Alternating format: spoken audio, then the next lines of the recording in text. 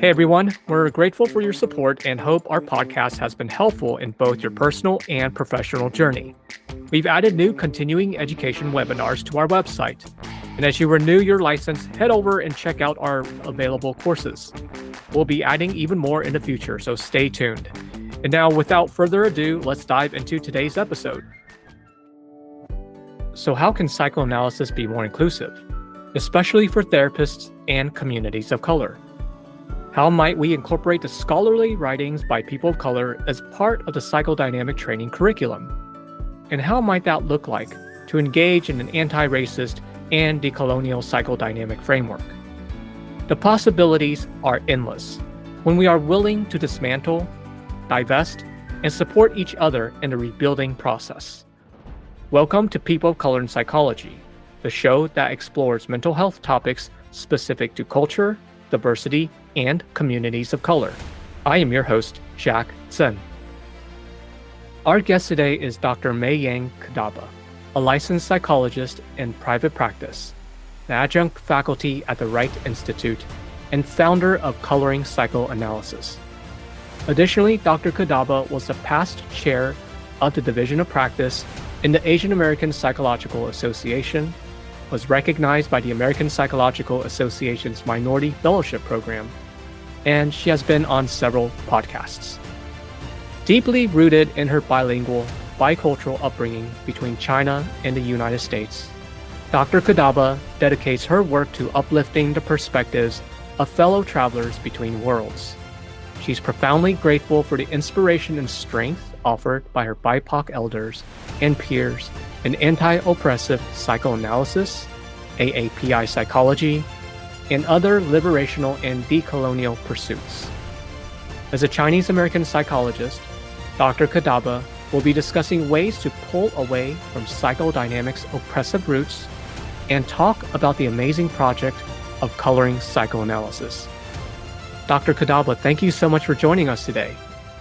Thank you, Jack. It's such a pleasure to be here. Thank you for inviting me. Oh, you're welcome. We've had some folks talk about psychodynamic therapies and the environment, and I'm curious for you, which is, in what way is psychodynamic oppressive? Yeah, that's a great question. That's a big question. Yeah. I was going to say, that from my perspective, it's a complex question because I feel like I can't completely answer that question without also addressing what feels liberatory about it. So maybe there's a way that I can weave in and out between those two polarities or possibilities. Because when I talk about psychoanalysis with folks, particularly people who are coming into the field, who are BIPOC or just other BIPOC practitioners in the field who maybe aren't as familiar or felt actually pushed away, I think sometimes I get this question of why psychoanalysis a lot. Because it is very traditional. It's the very beginnings of our field come from psychoanalysis and Freud and Klein, etc. So it has a particular reputation. It has I think in modern times, there's a perception about what it is. But I think for me, as a person of color, as an immigrant, as you mentioned in the intro, I myself identify as 1.5 generation. I moved here a couple of times, actually. I lived in 3 different countries when I was a child and moved back and forth quite a bit, including China, US, and very briefly in Japan. And the reason why I bring that up, wanting to bring it up in a kind of linkage to psychoanalysis, is with this kind of multicultural, multilingual upbringing that I had, and the particular, I think, exposure to different perspectives, different ways of looking at the world, different ways of understanding relationships and how the self is formed, I think, in relation to others. I really found that when I came into psychology, I really felt like there was nowhere else in our field that really was able to encapsulate the astonishing, both diversity and also depth of what it means to be human, what it means to have a human experience, to be related to each other, to be related to ourselves, our minds, our spirits in a way. And so that's why I feel like it's hard to talk about what feels oppressive about psychoanalysis without first, I think, sharing a little bit about what I find captivating and also such a beautiful potential, I think, in these theories and ideas. So when you're talking about these theories and ideas, Yeah. right, you're talking about this relationship with the world around us and really connecting with that. But also object relations or psychodynamic is about objects, about different relationships. Yes. And Hmm. so are you, because the way you're describing it, it does feel it has that potential. Psychodynamic has that potential from a more liberation approach. And so is that what you're getting at? Like, let's talk about the liberation side of it before we get into the oppressive side? Absolutely. Absolutely. Yes. I think that line is to me very clear, and I feel like within psychoanalysis, there's, even though these theories may not have been developed with that explicit focus on anti-oppression, liberation, but I think here we have a rich body of language and ideas because it's so focused on human relationship, on really delineating how the mind works, how our unconscious gets formed, and how it interacts with other people, with our environment, with the world. To me, I always felt like there was this through line from even the very early days of Freud and Anna Freud and Klein, Winnicott, et cetera, all the way through exactly these very modern contemporary theories. Nowadays we talk so much about attachment, but to me, that's kind of how we have modern language for ideas around object relations that have been in evolution for 100, 150 years plus. So I just feel like there's so much richness and application of psychoanalysis, specifically in, I think, a lot of what we as BIPOC people and mental health providers are pursuing today, in terms of our work, in terms of the work that we do with our clients, that it just made so much sense. It made so much sense to look at it this way, again, for me. So with that background, I think that now then I can sort of talk a little bit more about what does the oppression look like that I've understood as I've been, in this part of our field. And I think it's twofold, at least. On the one hand, I was earlier referring to, this reputation of psychoanalysis as being very white, very male. And I think these problems, very, very straight, heteronormative, et cetera. And I think these are real problems that are rooted in the theories themselves. I think that's really undeniable Can you in give me an who was example? doing. The theories Yeah, itself? Yeah. the theories itself. Yeah, absolutely. I mean, I think if we think about one example that comes to mind is the pathologizing of homosexuality, that's been codified, that had been codified in the DSM until I want to say it was the 70s or so, that had real roots in psychoanalytic thinking. That psychoanalysis, unfortunately, because of the way that ideas around defenses and pathological ways of relating or ways of maladaptiveness to the environment, that it's really easy to adopt this kind of language and to adopt a kind of positionality of the provider as the expert, as the knowledge holder, to then be able to say, oh, you are problematic, you don't fit within this universal typical model of whatever, without really examining, well, why is that the assumption? Who's the person who's labeling what is normal and typical, et cetera.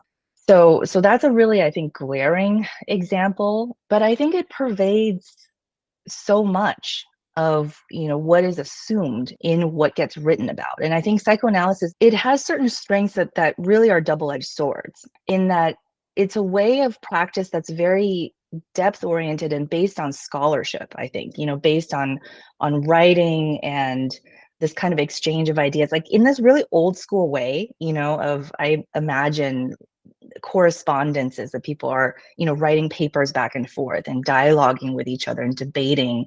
these theories like that. I feel like that's a tradition that's still very much alive in psychoanalysis. That's different from, I think, other more contemporary, theories or behavioral based theories that are much more like practice based.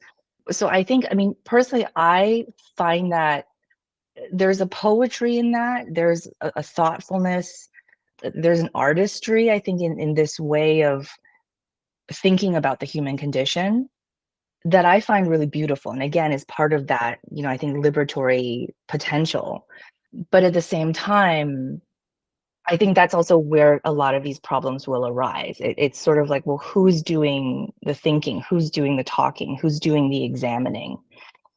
And then once things get codified, once things sort of take on that position of power, then we start, those assumptions go underground almost. We don't see. Well, who's But also included in these debates? Who's included in the writings, the conversations? absolutely, absolutely. Because if, Yeah. let's say, we have a BIPOC clinician or BIPOC psychodynamic theorist writing, Mhm. nobody writes back. There's no dialogue. There's no interchange. Yeah. Yeah. There's no exchange in the ideas. Yeah. Mm. Absolutely. I think that's, and I think that links into the second way that I think oppression gets built in, enacted into psychoanalytic spaces. That not only are the theories really full of biases in terms of, again, who is the typical, and also who's the therapist versus who's the patient. But that then leads into, and when I say spaces, I mean like literally gatherings of people, whether it traditionally around institutions. And again, there's this very old school, like scholarly way that psychoanalysis is still practiced today, that they're organized very much around training institutions, that these are places where these theories get debated, they get written and created. But my experience within these spaces is that, one, BIPOC people are not as present. I don't know if, compare sort of numerically, statistically speaking, if there are more or less BIPOC identified professionals in psychoanalysis compared to other spaces, but it's certainly a minority. When I just think about, conferences that I go to or events and lectures I attend, I have to say I've gotten into the habit of, one, checking out who is speaking beforehand and really being cautious if there isn't someone on the panels that, either identifies as BIPOC, or I read their bio and there isn't something that's explicitly spoken about, having an anti-oppressive, anti-decolonial kind of orientation. I get real nervous about it if that's not present. And then the other practice I've gotten into is trying to make sure that I'm there with people that I know and trust, who tend to be BIPOC as well. And I think these are practices that came from earlier experiences that I had, in training earlier on in my career, where the standards of whiteness, of what are the ideas that are talked about, again, because psychoanalysis is such a theory based, that the practice really comes from ideas a lot of the time, but of course nowadays I think that's in practice. Of course, there's a lot of, I think, relational dynamics that are happening, but at its core, these ideas of transference, countertransference, projection, introjection, I mean, this is sort of the bread and butter of, I think, how psychodynamic psychoanalytic therapy is understood. So in the room, as we get into discussions, as theories get brought up and ideas and cases are discussed, it's very quick that I start to feel alone, minoritized, both in sort of the ideas that are being talked about and also the way that the conversation is had. That there's a lot of like unemotional language that gets used, very academic, that we don't, that we don't bring in our feelings, we don't, things don't feel embodied. And so it's really visceral for me in the room a lot of the time. And so knowing that I have allies, knowing that it's a conversation that's going to be more permissive of, or inviting of, kind of different ways or alternative ways of being and talking. I've just kind of learned over the years that that's something that I really need to pay attention to and be very kind of mindful and careful about the psychoanalytic spaces that I step into. Yeah. I'm just having this image of you in a group, like a circle, a bunch of majority white folks that, and of course, conversations are very academic. But I guess I'm also thinking the theory itself is about emotions. And I mean, it brings emotion. So why are we not working with it in the room? Yeah. Yeah. So, gosh, sounds horrible. Just Yeah. being in that kind of space. It's really, and I think you're really hitting the nail on the head of this conundrum that I grapple with all the time, because in my clinical practice, my private practice is predominantly Asian American. And in the consultation space, I mean, you're absolutely right. What I'm trying to say is just that you're totally right, that the practice of these theories, for me anyway, feels very embodied.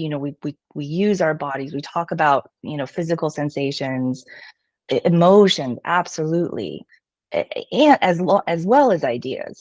So I think this is the conundrum that I feel within being a psychodynamic practitioner is, again, the reality and my way of practicing with my clients and what I see as its potential and how I myself have benefited is just miles and miles away from what's happening in terms of the theory, in terms of knowledge production, or what sort of, and what gets seen as valuable or worthwhile within the field. And so yeah, so I think that's really the crux of, I think, a lot of what I've grappled with since coming into, I think, this part of the field. Hmm. That's the ongoing thing you're wrestling with. And Yeah.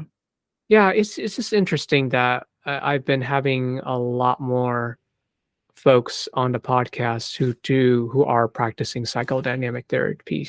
I actually used to enjoy doing it, or studying it. That was my early training. But over the years, just practical reasons, working in large healthcare systems, Mm-hmm. it's very difficult to apply those concepts. Um, Mm-hmm. but now that many of us are doing private practice, we do have a better opportunity to lean into this. Or once you finish that initial layer of CBT treatment, then you can start digging into some of the Mm-hmm. depth work. Mm-hmm. Hmm. Yeah. Yeah. So, And yeah, go ahead. can I add a couple points, because what you're Yeah. what you're saying here is making me think of yet another layer to all of this. Both again, we're talking about, liberation versus oppression within psychoanalysis or the practice of it. That I think on a structural level, I think there's also that spectrum where psychoanalysis is concerned. That on the one hand, to me, having chosen to come out of graduate school in licensing and going into private practice was a very deliberate choice for me, because of, I think, how radical these days it is for people, particularly people of color, to seek out more open-ended, depth-oriented psychotherapy, as opposed to, getting an 8-week treatment, or only maybe being limited in terms of resources, of only being able to go into, systems or institutions that are more CBT oriented or time limited, which is not to say that they're not effective or beneficial, absolutely.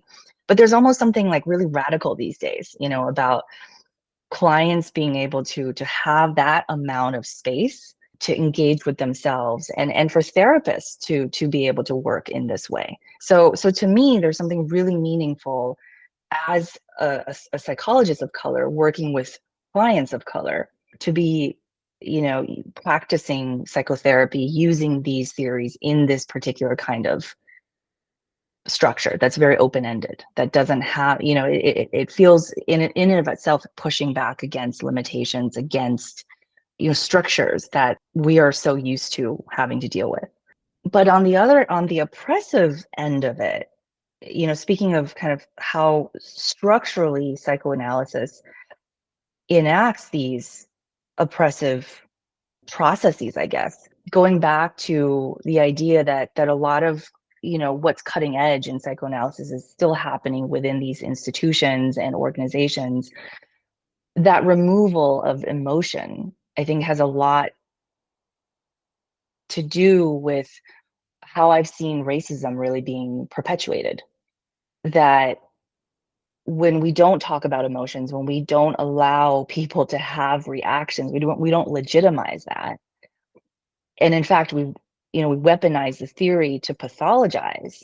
I'll give you an example. I was applying for a 1-year training program, because I was really hesitant to kind of jump into anything that was more involved. Psychoanalytic training, of course, takes years, a heavy investment, which is in and of itself an oppressive factor and prohibitive factor for most people. So I figured, here was a 1-year program that specifically had a sociopolitical focus. That's what they wanted to do. They were, actively seeking applicants who wanted to learn and explore that way. So I was like, this is sort of as perfect as it can get. And I, got all the way through to an interview with the director of the program, who was a white woman.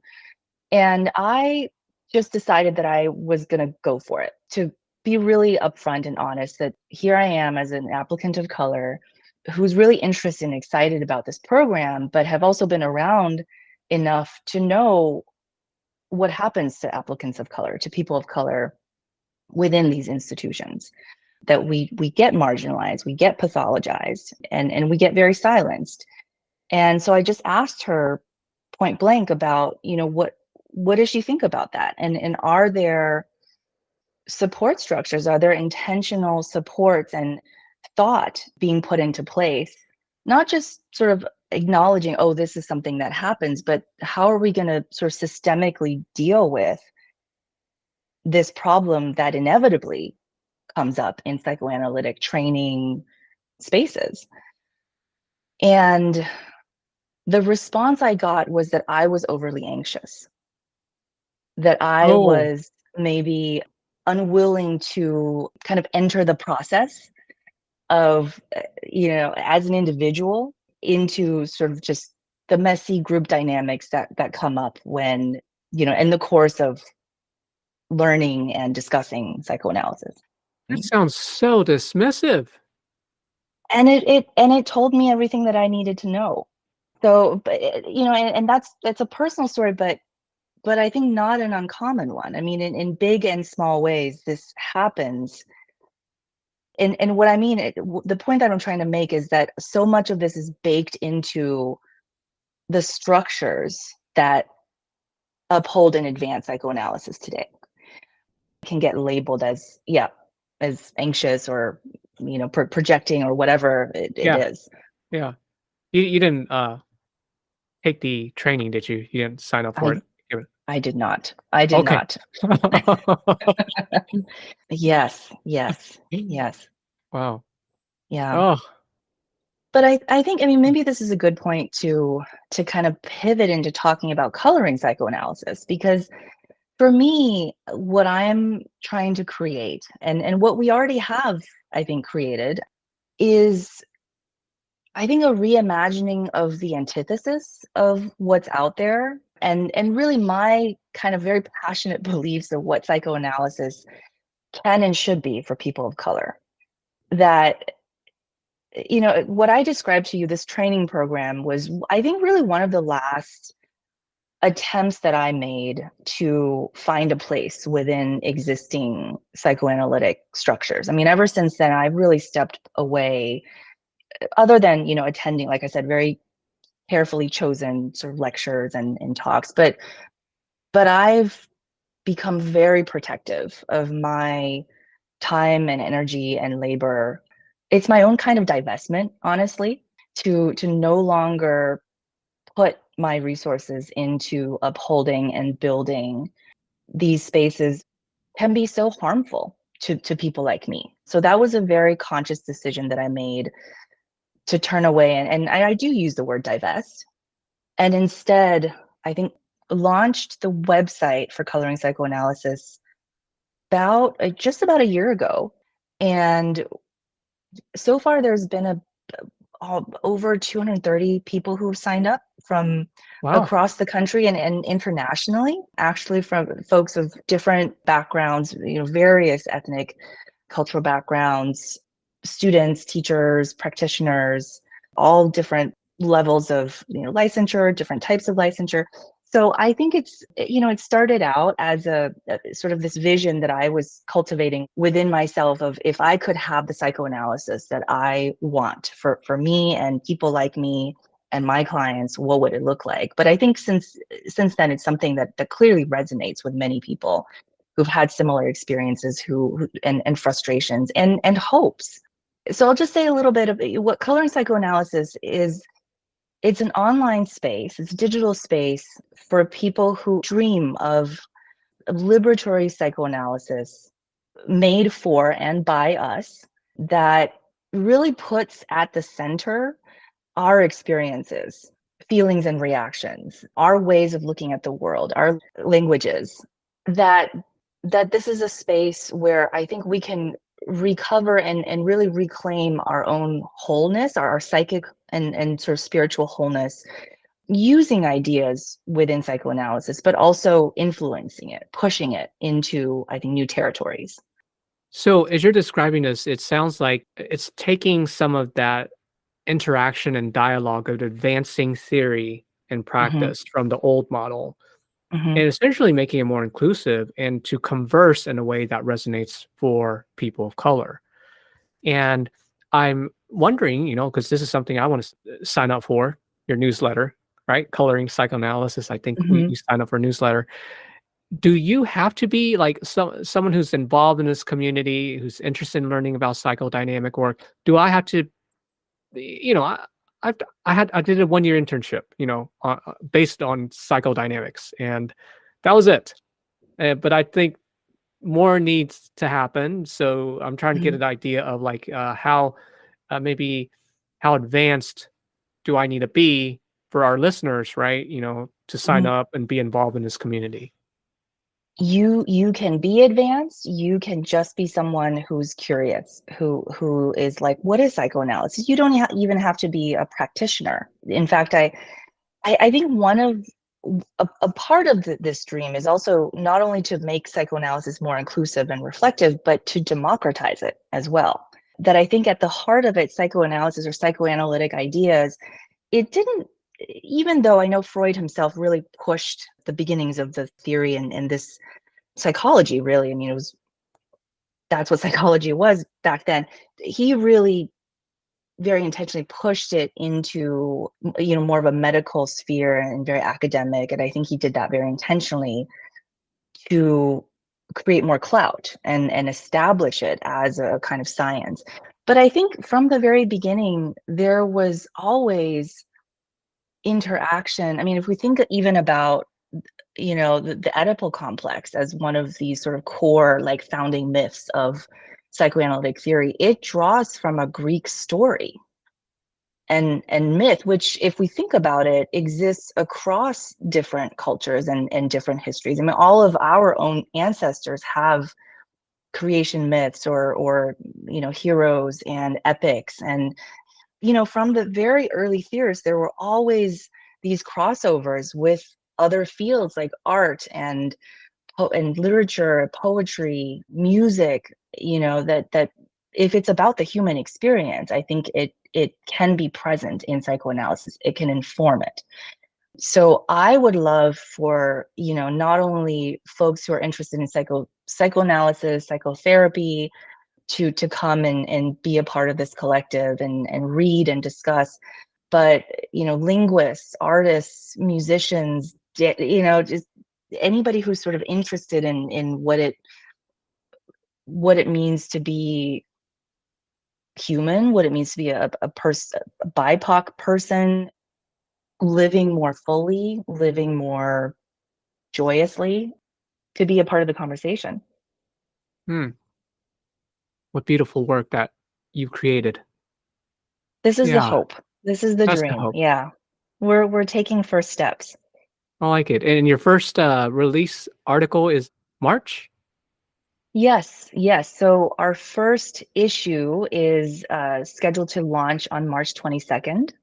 And we're going to be having a launch celebration that will have music and storytelling and a reading, among other things, and also hopefully just interactive activities, where people can come and feel like they're a part of what's being formed. Wow. And this is all done virtually online? This is all virtual, yes. Wow. Wow. Okay. Okay. And I guess I'll be able to put the material you have on our show notes for this episode. Absolutely. Yeah. Okay. The come to the website and it'll have everything that you need. The key thing I would recommend is to sign up, because one of the things that I'm trying to do, that I'm being very intentional about, is that this is a space by and really for BIPOC people. And so a lot of this information isn't distributed publicly. I mean, obviously the website is, but please sign up in order to receive things like registration links, access to the issue, which is going to be password protected, because we really want to, as much as possible, and nowadays in online spaces, of course, nothing's 100%, but to really feel like we're sitting in a room together that is for us, for people who self-identify as BIPOC. Ooh, I'm excited. Oh gosh, I hope I can make it and get, free up my schedule and join this launch day. I hope so. That would be a lot of Oh, fun, I think. but yeah, let's include that in the show notes so people can sign up. So, Yeah. Dr. Kadaba, you've already shared with us some of the challenges that you've experienced in throughout your journey and learning and training in psychodynamic theories. Can you share with me what were challenges that you faced and overcame that you would be willing to share? Mm-hmm. Mm-hmm. I I'm so glad you're asking that explicitly, because I know when I talk about this, sometimes I'm by nature, I think, a very optimistic person.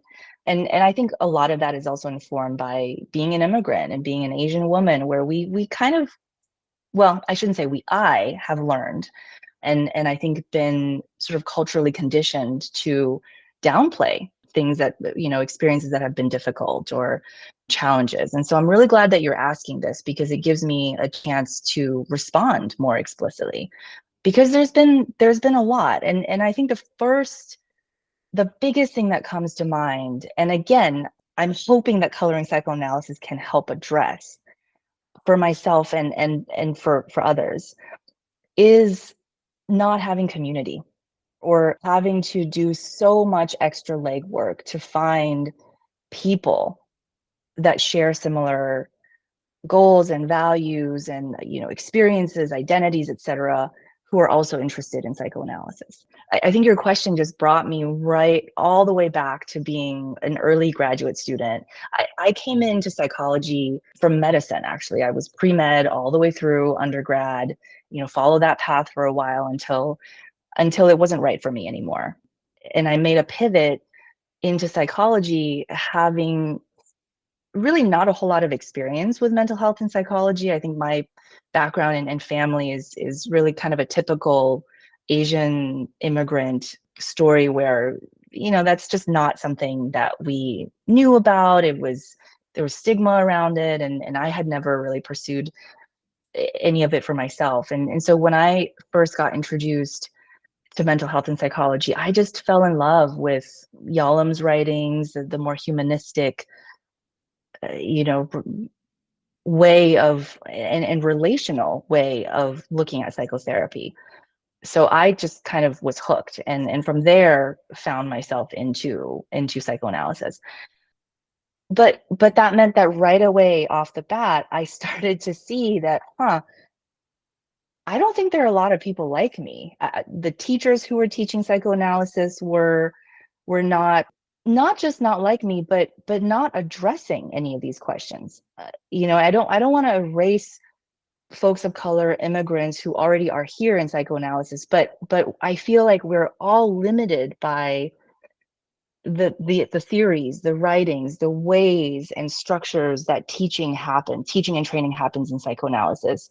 that we're all bound, and so in my early days, very quickly I saw that I wasn't meeting the mentors that I had hoped for, the peers that I hoped for. I started, I think, just gathering, like every class I would have these questions in my mind of, but what about? We'd be learning a theory, and then of course my mind would very naturally go to, clients of color that I was seeing, or myself, or my family members, because I'd start to kind of see them reflected in it, and I would get really excited. But then at a certain point, something would switch, and I would be like, something doesn't make sense anymore, or I have more questions, and something doesn't quite fit. So for years through my training, like all the way through my training, I just would have all these questions that no one could really answer. Like no one really pointed me to certain spaces. I remember having professors telling me, like, you need to write that paper, or I don't know, but what an interesting question. And it was, I mean, it was lovely that they were open to kind of hearing those questions, that they didn't pathologize. But it was also kind of disheartening as an up and coming person in the field to be like, nobody has answers, like, really? So I think over the years, it was a very painstaking process of gathering resources in terms of, I mean, first of all, just a bibliography of books and articles that were not a part of my training, because I had to read all different books and articles for my classes. But in parallel, I was building this bibliography that I was hearing from, different sources, or just mentioned offhand. And I was like, oh, I think that book is going to have maybe some of the answers, or that person may, but they're not here, and I don't know how to get in touch with them. And that bibliography, by the way, evolved into this shared resource that's available via Color and Psychoanalysis, of BIPOC scholars who have written about psychoanalysis, and specifically from a perspective of addressing race, oppression, colonialism, etc. Not just that the writers identify, but they're actually tackling these topics, because that's something that I sought out during my training. And I'm hoping that other folks don't have to reinvent the wheel, that here's at least a starting point of, and I think at this point, because it's crowdsourced, I think there's some 90 resources of journals, articles, documentaries, various resources that is about this. So I hope folks, even if you don't sign up, this is a resource that's available for anyone out there, however you identify, to go use that, and build a curriculum around it, or do self-study, reading group, whatever it is. So that's one way that I found myself having to just kind of in my own time, and noting bits and pieces of what's out there, and then how can I sort of get my hands on it, that built into, I think, this collection of reading lists that I had. And then in addition, I think it was people and community and connections who I really want to put in a plug for AAPA, Asian American Psychological Association. I have a special love for this organization. I got introduced to it by my dissertation advisor, who I think in a really lovely and POC way kind of tapped me on the shoulder and said, hey, not just like check this out, but you can run for a position. You can lead, you can like come into the community. And so that's how I ended up starting out as the student rep for Division on Practice. And I ended up staying on as an officer, and moved through to becoming a chair of the division.